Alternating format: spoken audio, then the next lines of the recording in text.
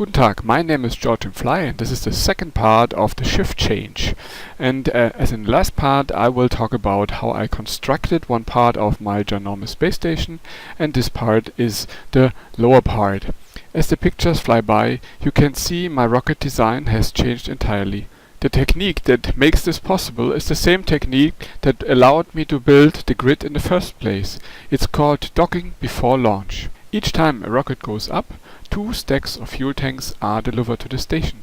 They are connected on the top, and via my technique I can design very strange looking asymmetric rockets that still fly very well. During the design process I had to overcome several obstacles. One was that the frame rate dropped below 1 frame per second because I was dealing with so many fuel tanks. I contained myself with 1/4 of the design and taking out a piece of paper and drawing the rest on paper to calculate how many of which tanks are going to be needed to finish up my design. So actually I have never seen how my space station is going to look in the end. I decided to use the smallest height of large fuel tanks as my standard measuring unit. So I started out in the corners with 1 fuel tank height, and I increased the amount of fuel tanks to the middle to up to 33 fuel tanks. So when I built this, I decided to start out with the smallest stacks, and then each time I had to add more and more stacks that made it more and more difficult to launch and to get it into orbit and to dock as well. So I think it's a very good idea to start out small and increase more and more the size of the stack. Another problem was that I had to dock perfectly straight, because one of the fuel tanks of the dual stack pokes through the grid and they have to be perfectly aligned. Of course, this becomes more and more difficult the larger the stacks are. Another problem is the sheer complexity of the construction. Not only do I have to figure out the correct height of each stack, some of the stacks also have a rocket engine attached, and the rocket engine is equipped with a nav light that points towards the center, so I have to make sure I put the nav light on the correct side.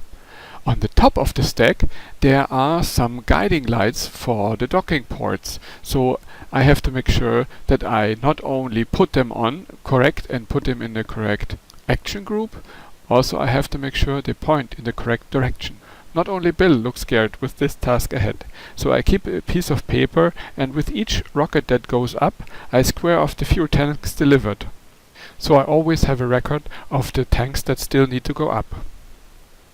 And since there are 81 docking ports, 81 double stacks have to be delivered, so it's no wonder that I am not finished yet. Let's enlarge the video back to its original size and see how Jebediah is doing the docking. The little red speck in the distance is the space station, and coming out of the shadow of the Earth into the sunlight.